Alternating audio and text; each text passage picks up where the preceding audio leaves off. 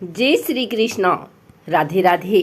आइए सुनते हैं फाल्गुन पूर्णिमा व्रत कथा।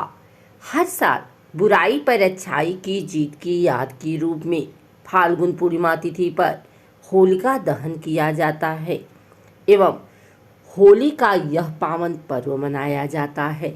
फाल्गुन पूर्णिमा पर विष्णु एवं लक्ष्मी जी की पूजा व्रत आदि करने का जितना महत्व है उतना ही महत्व इस दिन फाल्गुन पूर्णिमा की पौराणिक कथा का पाठ करने का है। मान्यता है कि एक कथा सुनने से यश कीर्ति, धन धान्य और संतान सुख प्राप्त होता है तथा मरणोपरांत वैकुंठ धाम की प्राप्ति होती है। आइए सुनते हैं फाल्गुन पूर्णिमा व्रत कथा। महर्षि कश्यप की पत्नी एवं दक्ष पुत्री दीति के गर्भ से हिरण्यकश्यप और हिडियाच का जन्म हुआ। दोनों ही महाबलशाली थे। फलस्वरूप देवताओं को पराजित करके दोनों भाइयों ने स्वर्ग पर अपना अधिकार कर लिया।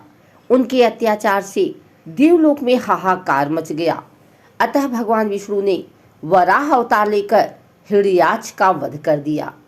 अपने भाई की मृत्यु से क्रुद्ध हिरण्यकश्यप भगवान विष्णु को अपना शत्रु मान बैठा और उनसे प्रतिशोध लेने के लिए भगवान ब्रह्मा की तपस्या करने लगा। उधर हिरण्यकश्यप की अनुपस्थिति में देवताओं ने दैत्यों पर आक्रमण कर दिया और स्वर्ग पर पुनः अपना अधिकार प्राप्त किया। हिरण्यकश्यप की पत्नी कयाधु उस समय गर्भवती थी, जिसे देवराज इंद्र ने बंदी बना लिया। वो कयाधु को लेकर अमरावती जा रहे थे।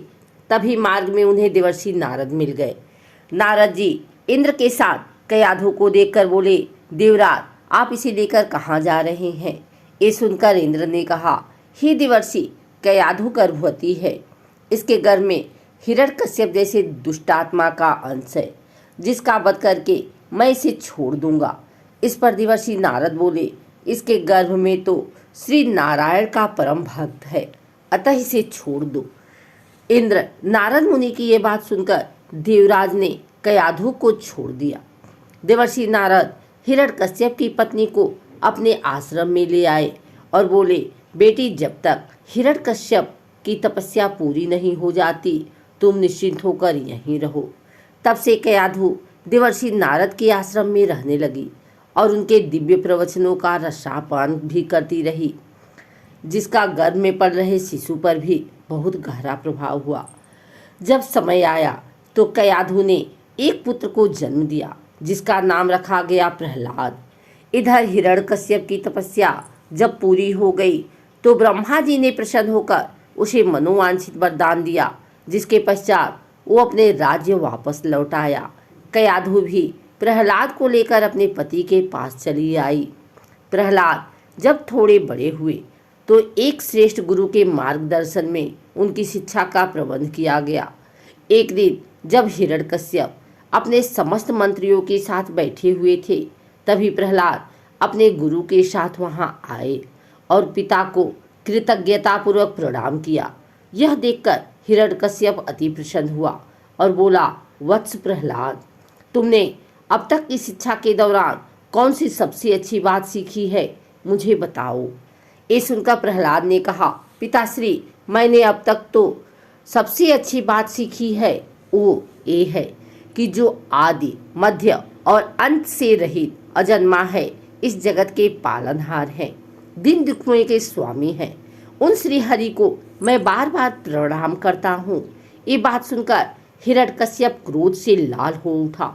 उसने प्रहलाद के गुरु पर चीखते हुए कहा, अरे मूर्ख ब्राह्मण, तूने मेरे इस बालक को मेरे परम शत्रु का गुणगान करने की शिक्षा क्यों दी? प्रहलाद के गुरु ने कहा, दैत्यराज, आप क्रोध त्याग दें, ये बातें मैंने आपके पुत्र को नहीं सिखाई। ये सुनकर हिरण्यकश्यप आश्चर्यचकित हो गया और बोला, पुत्र बताओ, तुम्हें ये उपदेश, ये शिक्षा किसने दी है? प्रहलाद बोले, हृदय में स्थित भगवान विष्णु ही तो संपूर्ण संसार के उपदेशक हैं। उनके अतिरिक्त कोई किसी को कुछ नहीं सिखा सकता। ये सुनकर हिरण्यकश्यप क्रोध से पागल हो उठा और बोला, अरे मूर्ख, मेरे सामने ये विष्णु कौन है? तू क्यों बार बार उस दुष्ट का नाम ले रहा है? क्या तू इसका परिणाम जानता है?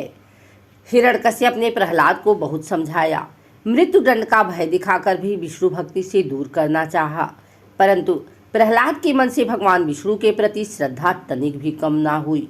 इसके पश्चात क्रोधित हिरण्यकश्यप ने अपने सेवकों को आज्ञा दी कि इस दुरात्मा को मौत के घाट उतार दो। इस शत्रु प्रेमी से मुझे कोई लाभ नहीं है, यह कपूत तो अपने ही कुल का नाश कर देगा। दैत्यराज हिरण्यकश्यप की आज्ञा अनुसार उसके सैनिकों ने प्रहलाद पर तरह तरह के अत्याचार किए और उन्हें मारने का प्रयास किया, परंतु हरि कृपा के कारण उस सब प्रहलाद का बाल विवाह करने में असमर्थ रहे। हिरण्यकश्यप यह सब देखकर बहुत क्रोधित हुआ। अंततः उसने अपनी बहन होलिका को आदेश दिया कि वो प्रहलाद को गोद में लेकर अग्नि में बैठ जाएं, क्योंकि होलिका को यह वरदान प्राप्त था कि अग्नि से उसे कोई हानि नहीं होगी। अपने भ्राता का आदेश मानकर होलिका भक्त प्रहलाद को अपनी गोद में लेकर अग्नि में बैठ गई। उस समय प्रहलाद हाथ जोड़कर आंखें बंद कर निरंतर प्रभु ध्यान में मग्न थे और नारायण नारायण का जाप करते रहे। हरि कृपा के फलस्वरूप प्रहलाद अग्नि में बैठकर भी सकुशल बच गए, किंतु होलिका उसी आग में जलकर भस्म हो गई।